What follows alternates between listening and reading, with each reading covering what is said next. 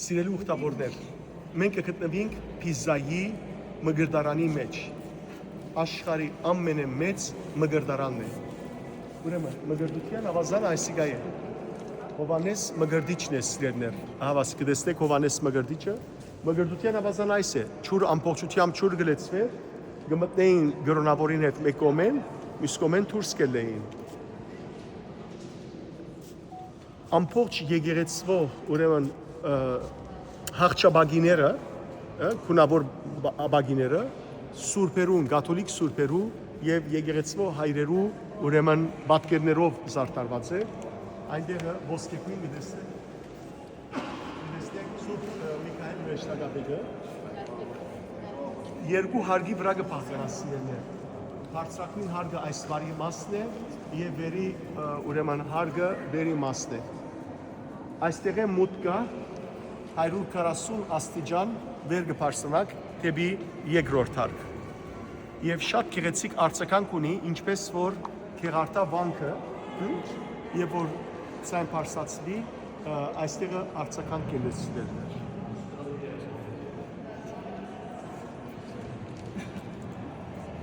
Այստեղ Հիսուսի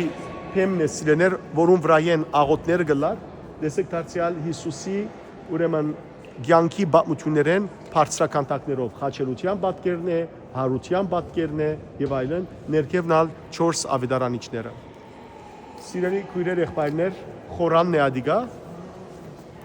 եպիսկոպոսին քահը ոնդերեն նաեւ բادرակ կլար, որովհետեւ մգրդությունը խորուրդ է եւ մգրդությունը առաջին խորուրդ է, ան որ մգրդված չէ, չի գրնար հաղորդվել, չի գրնար բսակվել։ Հետևաբար որբեսի մարդ հաղորդությունը ստանա, որբեսի մարդ բսագրի կամ մյուս խորհուրդները կատարվին ցերնատրություն եւ այլն, պետք է անպայմանորեն ինչը լա մգրդվի։ Եվ մգրդությունը հետևաբար Սուրբ Բադրակի ընթացքին կկատարվեր։ Եվ հիշեցեք, որ ընդհանրապես հին անցյալին մգրդությունը կկատարվեր կամ ավակ շաբաթ օրը, ավակ հիշապի դուրա գնաց, այս կամ ավակ շաբաթ օրը, կամ Պենտեկոստեի օրը։ Եվ մեր եկեղեցու մեջը մգրդության ժամանակ 3 խորհուրդներ կկատարվին՝ մգրդություն, թրոշ, Սուրբ Միրոնով եւ նաեւ Սուրբ հաղորդություն։ Կաթոլիկ արևելյան բոլոր եկեղեցիները այդպես էին, կաթոլիկ եկեղեցին էլ այդպես էր, մինչեւ 1000 թվականին հետ կաթոլիկ եկեղեցու մեջը մանուկները կգնքեն 7 տարեկանին առաջին հաղորդություն կտան, իսկ 14 տարեկանին թրոշ կկատարեն։ Եղավ։